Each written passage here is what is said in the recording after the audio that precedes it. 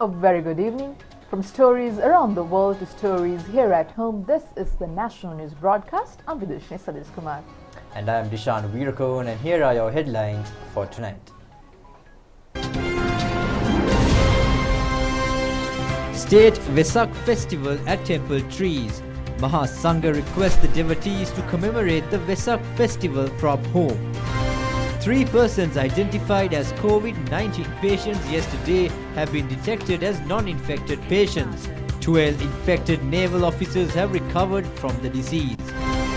Cabinet approval granted to pay an additional monthly allowance to 4 field officer grades.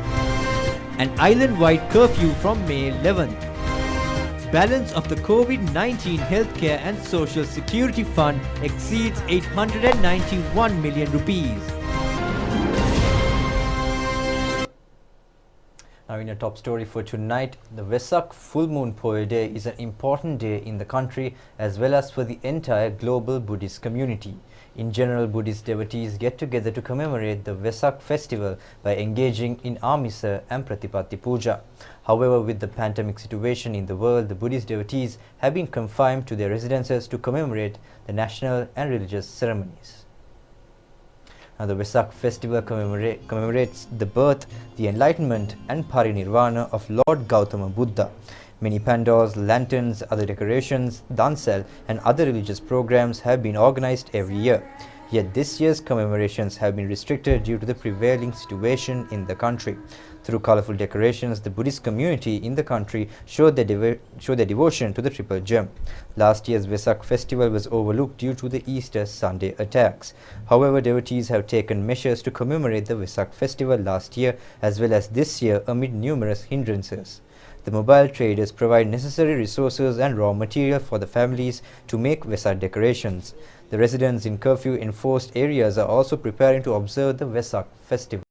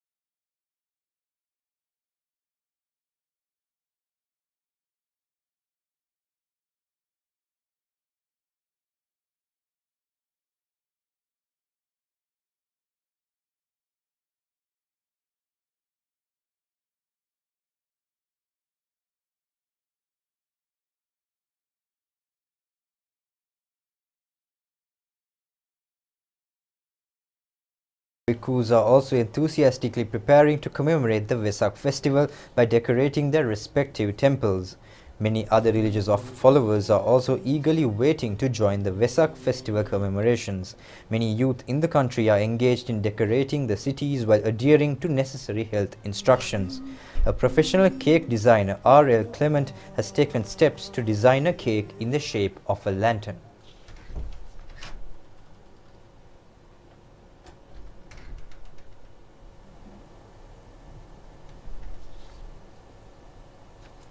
The inauguration program of this year's State Vesak Festival was held at the Temple Trees today. This year's Vesak commemorative festival will be held under the theme is Arogya Paramalabha Santutti Paramandanan, which depicts the meaning health is the ultimate profit, happiness is the ultimate wealth. The ceremony was held under the patronage of Prime Minister Mahinda Rajapaksa. 4 commemorative stamps with the values of 10, 15, 15 and 45 rupees depicting the contribution of the Mahasangha for the emotional, physical and the spiritual well-being of the humanity were issued along with the 2 first day covers. 1 commemorative stamp was issued portraying a wall painting at Sri Jayawardhanarama Rajamahaviharaya in Olaboduwa, symbolizing the state Vesak festival. Minister Dr. Bandula Gunawardena presented the stamps and the first day covers to Mahasangha, including Deputy Chief Prelate of the Malwatha chapter, Venerable Niyangoda Vijayasiri Thera. Subsequently, the stamps and the first day covers were presented to Prime Minister Mahinda Rajapaksa. Chief incumbent of the Sri Jayawardhanarama Rajamahaviharaya in Olaboduwa, Venerable Olaboduwe Dhammika Thera, received the Sannas Patra to bestow the title of Chief Judicial Prelate for Colombo and Kaltara districts in Western Province, including the honorary title of Dharmakirti Sri Vinayacharya by Prime Minister Mahinda Rajapaksa. The property of the Viharaya was declared as a sacred site during the ceremony. Deputy Chief Prelate of Asgiri chapter, Venerable Anamadwe Dhammadasi Thera, Deputy Chief Prelate of Ramana Nikaya, Venerable Madale Dhammakusala, and Registrar of Amarapura Nikaya, Venerable Pallekande Ratanasara Thera, were present at this occasion. Prime Minister Mahinda Rajapaksa said that the Buddhist community would not be distressful as devotees who follow the Ashtaloka Dhamma, also known as 8 worldly conditions. Therefore, the Prime Minister said that the Noble Truth would allow the people to understand COVID-19 pandemic as well as the global situation. He said that some consider this pandemic as a punishment rendered to the entire world. Consequently, he added that these entities strive to punish those who are behind the prevailing situation rather than invoking blessings for the well-being of the humanity. He said that the people should refrain from having such negative thoughts, as this is not a punishment rendered by the nature. He added that all have become victims of this pandemic without any discrimination or class differences. He added that all have become vulnerable before 8 worldly conditions, and the Buddhists have the responsibility to invoke this truth to the rest of the world.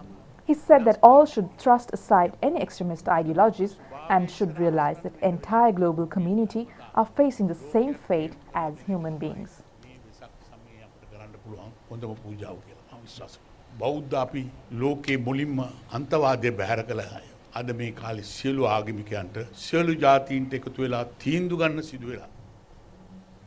Something that changes your life story. Litro Gas. Now in more local stories, a total of 194 Sri Lankans who were stranded in London arrived at the Bandaranaike International Airport today. The Sri Lankan flight UL 504 arrived at the BIA from the London Heathrow Airport. Airport officials said now that a group of Sri Lankans stranded in the US and Canada had arrived at London to board the Sri Lankan flight to arrive in Sri Lanka. The students and their luggage were disinfected at the airport and then were taken to quarantine centres by the Sri Lanka Army. They have checked in at Jetwing Blue, Jetwing Lagoon hotels in Negombo and the Citrus Hotel in Vaskadua for quarantine, while another group was sent to a quarantine centre operated at the Diyagamma Technological Institute. Meanwhile, the Sri Lankan flight UL 302 left the BIA today for Singapore to bring 180 Sri Lankan students stranded in Singapore.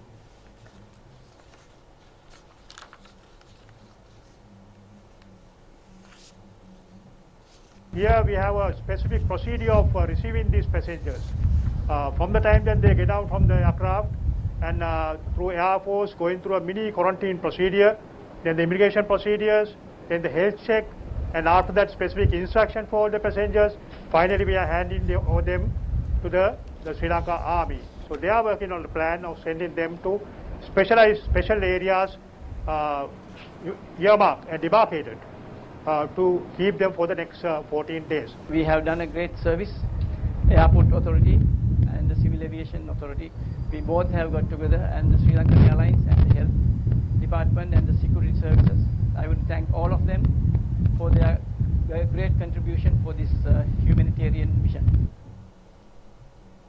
In the meantime, the Sri Lanka Navy says that 12 COVID-19 infected naval officers have completely recovered from the disease thus far. The Ministry of Health has indicated that laboratory reports have confirmed that 3 persons detected as COVID-19 patients yesterday have been identified as non-infected persons. Another 20 COVID-19 patients were detected yesterday. 15 patients have been identified as security force officers. Another patient was confirmed at the Kandakadu quarantine centre. Other patients were reported from Kolonnawa, Modara and Rajgiri areas. Director General of Health Services Dr. Anil Jayasinghe said that 2 confirmed cases were reported from Kolonnawa and Rajagiriya, while the others were part of the nursing staff of the Sri Lanka National Hospital. He said that the laboratory had identified them as patients with fever. Accordingly, he said that necessary measures were taken after the identifying of patients. He said that they have carried out retesting on the patients in accordance to the protocol. Consequently, the test results have revealed that they are not COVID-19 infected patients, he added. Accordingly, the Director General said that a decision was reached to remove the names of these 3 persons from the list of the total number of COVID-19 infected patients in the country.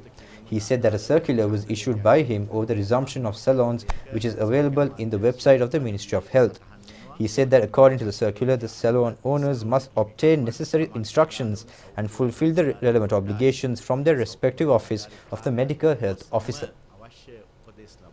ඒ අවශ්‍යතා සම්පූර්ණ කිරීමෙන් පසුව එම salon විවෘත කිරීමට ඔවුන්ට අවස්ථාව ලැබෙනවා. ඒ නිසා එම සැලෝන් හිමිකරුවන් මේ අපගේ වෙබ් අඩවියෙන් එම තොරතුරු ලබාගෙන සෞඛ්‍ය වෛද්‍ය නිලධාරීන් කාර්යාලවලට ගොස් එම කටයුතු ඉදිරියට ඉටු කරන ලෙස ඉල්ලා සිටිනවා. 3 more COVID-19 patients were recorded today. The Ministry of Health confirmed that the infected patients are attached to the security forces. 1,491 PCR tests were carried out in the country yesterday. A batch of 27 persons left the Kandakadu quarantine centre today after completing their quarantine period. They were detected from the Kesalwatta Bandaranayaka Mawatha area. The Ministry of Health has directed its attention to further strengthen the measures undertaken to control and prevent the spread of the coronavirus. Action Review Committee on the Prevention of COVID-19 has suggested that steps taken to control the spread of the virus and further expand the treatment services with the easing of the enforced curfew. The meeting of the committee was held under the patronage of Minister Pavitra Wanyarachi. The meeting was held at the Health Ministry premises today.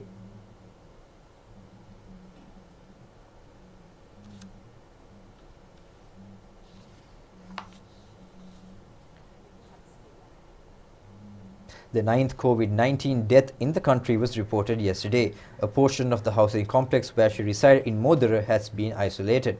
However, residents of the housing complex have been prohibited from entering and exiting the complex premises.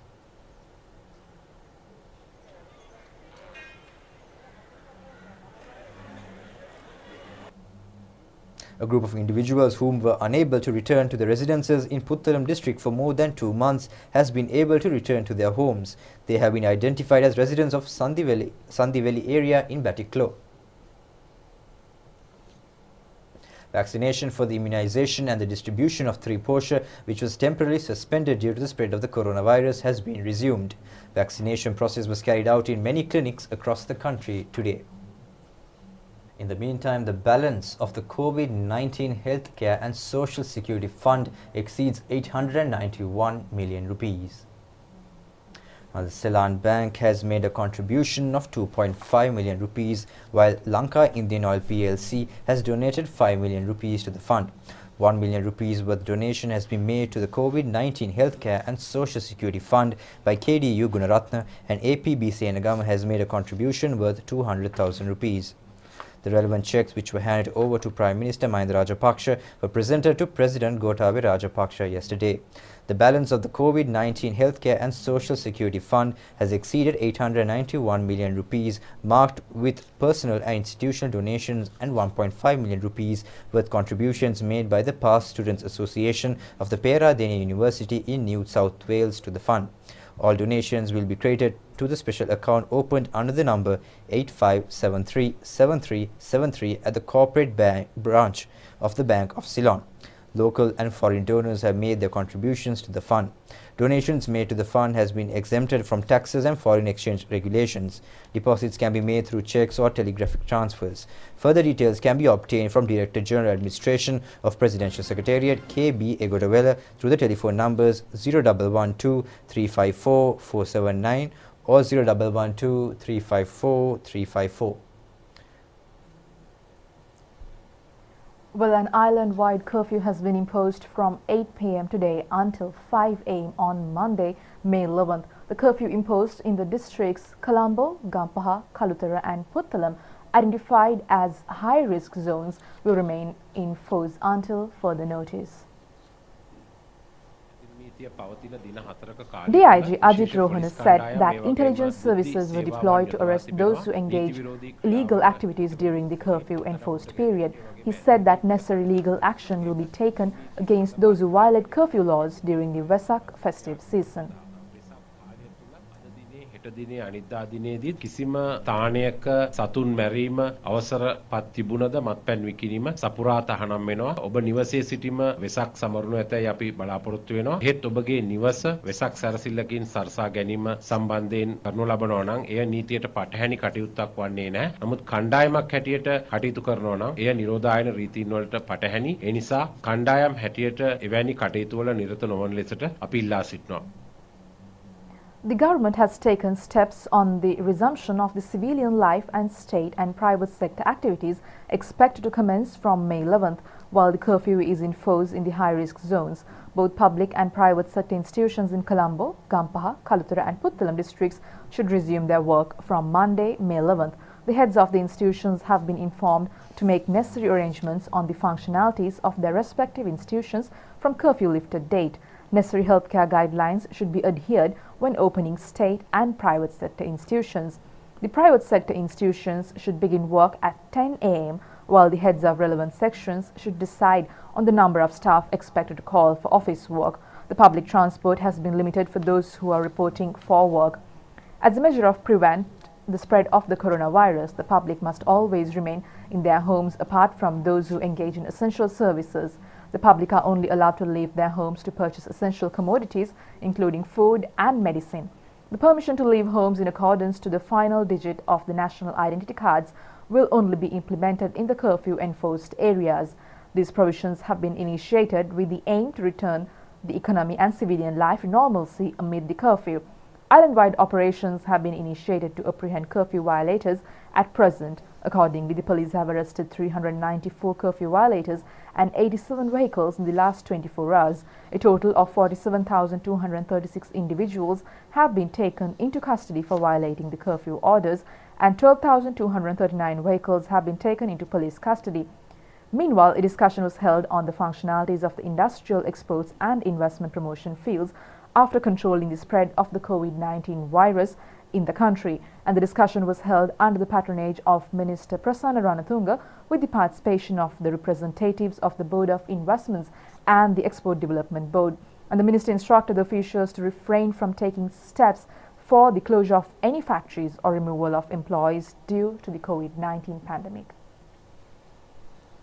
Meanwhile, the Cabinet of Ministers have decided to provide an additional monthly allowance for the Grama Nilgiri, Economic Development Officers, Agri-Research Officers and Public Health Officers who had committed in providing the 5,000 rupee monthly allowance extended by the government. Core Cabinet spokesman Minister Dr. Bandula Gunawardena said that this decision was reached during the Cabinet meeting held today. Core Cabinet spokesman Minister Dr. Bandula Gunawardena said that the Cabinet approval was granted to provide an additional monthly allowance for the Grama Nilgiri, Economic Development Officers, Agri-Research Officers and the Public Health Officers committed in providing the 5,000 rupee allowance extended by the government. He said that the allowance will be provided for officers who are not designated as Samurthi officers. Cabinet of Ministers has granted approval to establish a Centre for Earth-Observing Satellite Data Reception and Distribution linked with the Arthur C. Clarke Centre. The centre will be established in a 10-acre land in Thalagala, Homagama. The construction of the 12-storey medical faculty building complex of the Ruhunu campus is set to resume and expected to be completed within a year by the Central Engineering Bureau. The Cabinet of Ministers have reached a decision to allocate 500 million rupees from the next budget to resume the construction work of the 10-storey building complex for the Cancer Treatment Centre in Karapitia. Until then, the construction of the project will be initiated with the special contribution worth 750 million rupees gathered by the Colours of Courage organisation. The Cabinet of Ministers has decided to extend the contract period related to the construction of the Helmut Kohl Maternity Hospital, the largest maternity hospital in South Asia, currently being constructed in Gaul. The Cabinet of Ministers has also granted approval to initiate the program to improve 105 kilometers with the funds obtained from the loan program of the Development Bank of China. 15 billion rupees will be allocated for the project. Minister Janaka Bandara Tennakon informed the Cabinet of Ministers on not providing official residences for former ministers, deputy ministers and MPs. President Gotabaya Rajapaksa says that the government has the ability to revive the economy hampered due to the spread of the COVID-19 pandemic. The responsibility to prepare a new economic methodology will be directed to the Presidential Task Force. These remarks were made during the first meeting held this evening with the Presidential Task Force at the Presidential Task Force, and the meeting was held with the aim to revive the economy of the country while returning the daily life of the people back to normalcy from May 11th. The President said that the Presidential Task Force for the revival of the economy and eradication of poverty should prepare new targeted economic plans divided into segments in accordance to the subject fields. The President further pointed out the ability to bring tourists into the country, targeting countries which have controlled the spread of the COVID-19. Illustrating on the measures taken by Sri Lanka to prevent the spread of COVID-19 to the other nations, the President said that the country could attract tourists for indigenous and Western medical treatments. Plans should be made to bring down high-spend tourists by issuing visa along with international recognized health certificate.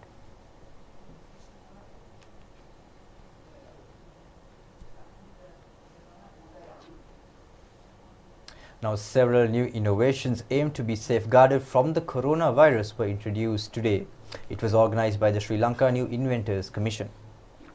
Now, the exhibition was held at the premises of the Hunupitiya Gangarama Vihara. The chief guest of the event was Prime Minister Mahinda Rajapaksa. The innovators had broadly focused on safeguarding the healthcare staff, including the physicians, from the coronavirus. 25 new innovations were showcased at the exhibition. The Commission has indicated that when importing these products, they would cost 10 times the rate of the production cost. Exporting certain new innovations would also allow the country to earn a considerable amount of foreign exchange as well. Ministers Dr. Bandula Gunawardena and Pavitra Wanyarachi were present at this occasion.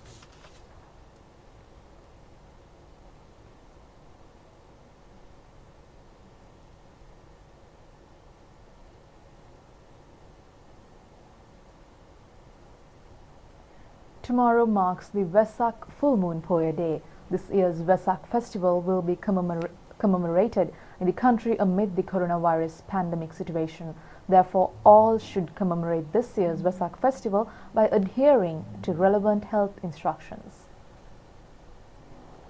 Chanting of Jara Pirit was conducted in all temples across the country, centering Pravachanodaya Pirivena in Molligoda from 5 p.m. to 5:30 p.m. President Gotabaya Rajapaksa had requested the Mahasangha during the recently held special Sangha Sabha meeting to chant the Jwara Pirit, invoking blessings on the citizens who have been affected from COVID-19 pandemic. Accordingly, this program was initiated considering the special request made by the President and the Prime Minister.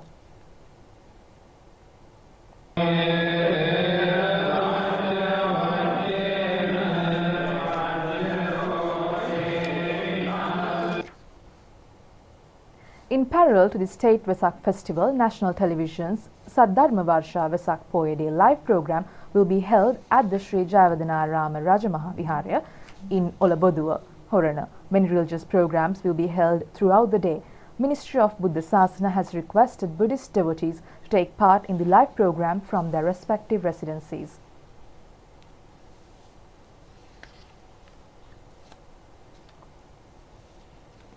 Briefing on how to act responsibly during the Vesak festive season, Police Media spokesman SP Jalia Senaratna requested the public to limit their Vesak commemorations to their residencies, as an island-wide curfew will be enforced from 8 p.m. tonight until 5 a.m. on Monday, May 11th.